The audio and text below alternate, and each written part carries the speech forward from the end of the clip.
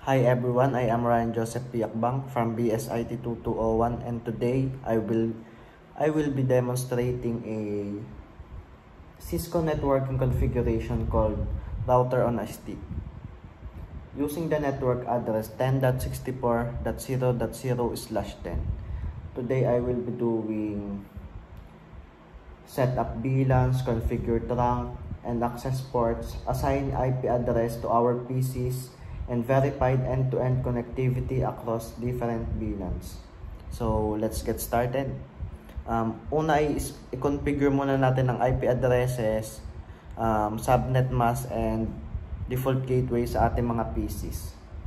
Unahin natin itong PC0. Punta lang tayo sa desktop, IP configuration, then ilagay natin yung IP 10.64.3.99. Then yung subnet mask niya is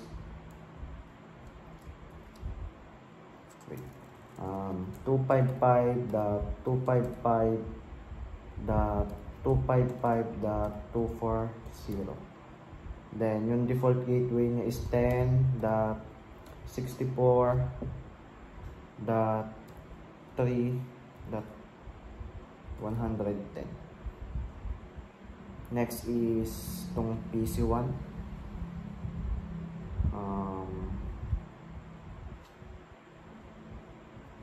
10.64.3.2.195. Then ang default gateway niya is 255.255.255.224. Then ang default gateway, subnet mask pala yun. Then ang default gateway ay 10.64.2.222. Next is PC2.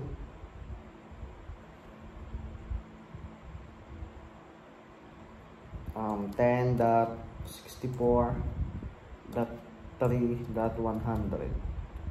Subnet mask niya is 255.255.255.240. Then ang default gateway niya is 10.64.3.110. Next is aring PC3.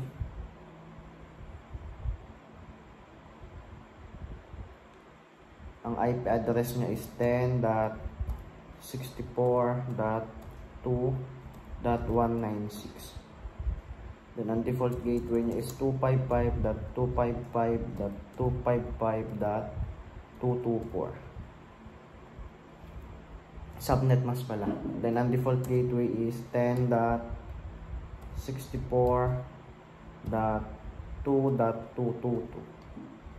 Then next step natin gagawin is magkakreate tayo ng VLAN 7 at VLAN 17 sa lahat ng switches. Unahin na natin tong switch 1.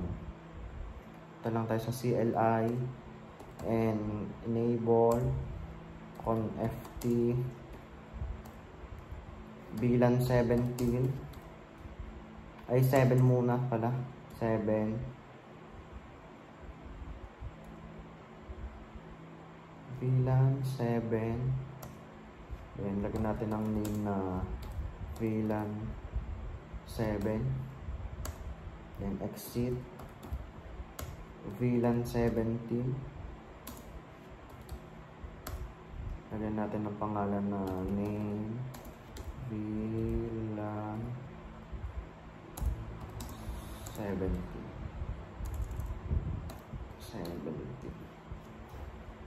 Then exit lang natin.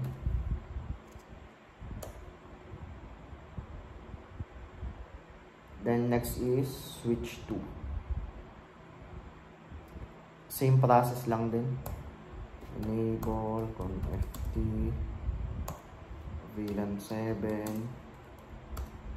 name VLAN 7, then exit VLAN 17, name VLAN 17, and exit lang out natin. Next is switch 0. Same process lang din. Enable conft VLAN 7,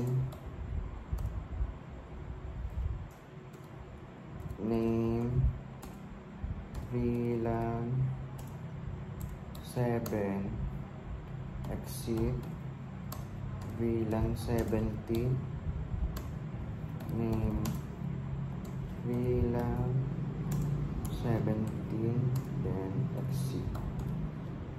exit lang natin. Then next natin gagawin ay i-assign na natin yung tamang VLAN sa mga access ports at i-set up na natin ang trunk ports para sa VLAN 7 at VLAN 17.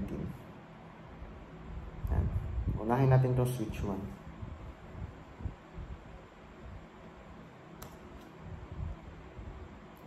Interface, fast Ethernet 0/1, then switch port mode access, switch port access VLAN 7, then exit.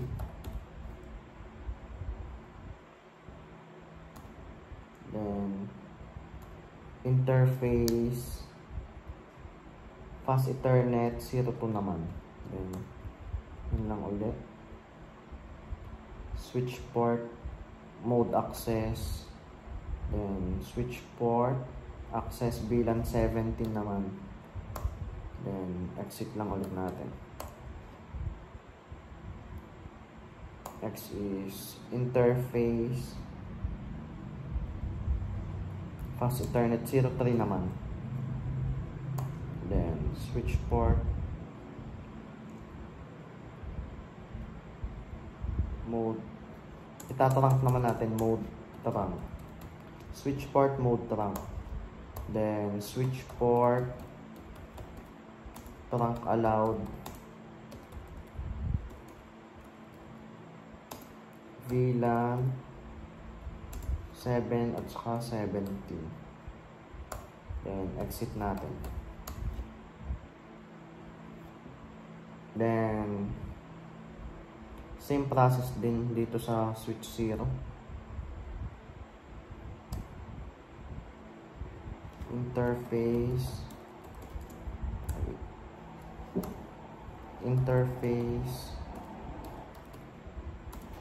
fast Ethernet 0/1, switch port mode access, switch port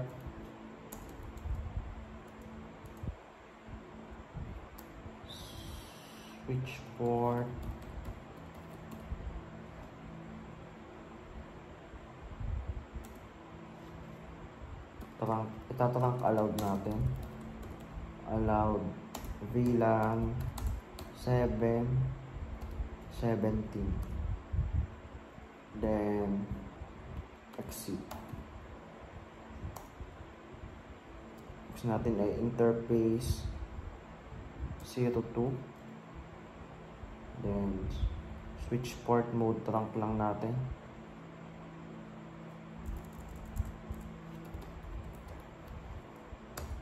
Then interface 01 naman, switch port mode trunk, then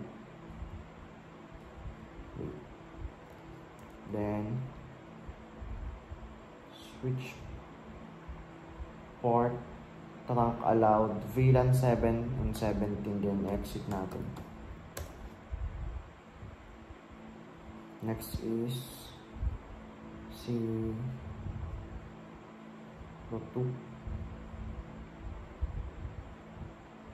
interface fast Ethernet 02 switch port mode trunk switch port trunk allowed VLAN, then exit lang ulit natin. Then next is interface 03 naman. Then switch port mode trunk allowed, then exit lang ulit natin. Sunod naman ay sa switch 2. Switch 2 naman.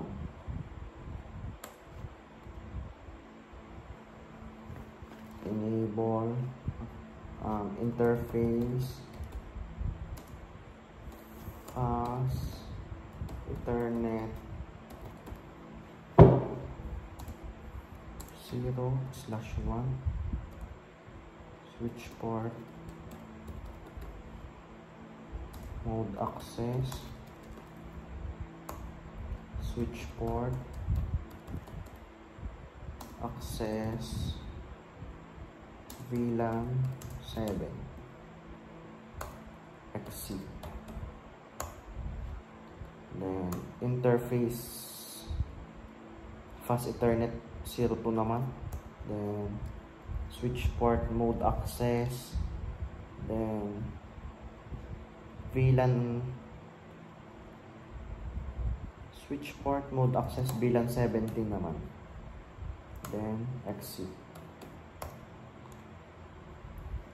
Next is 03 naman, switch port interface fast Ethernet 03, then switch port mode trunk switch port trunk allowed, tatrunk ko lang ulit natin, allowed VLAN 7 and 17, then exit. Then interface fast Ethernet 01 switch port mode access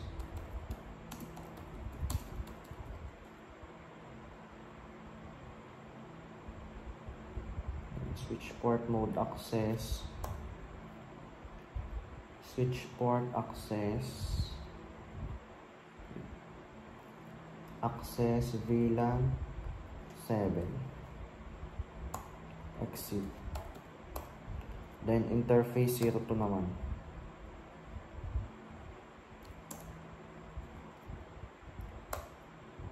then switch port mode access, then 17 VLAN 17, then exit.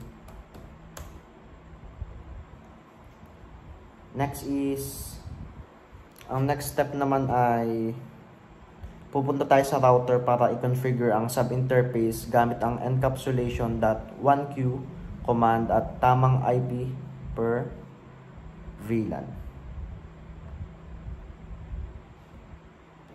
Punta tayo sa CLI node, then enable conft interface gigabit Ethernet 0/0/0, then no shutdown, then exit. Next naman ay interface gigabit Ethernet 0/0/0/0.7 encapsulation lang natin, encapsulation dot 1q7,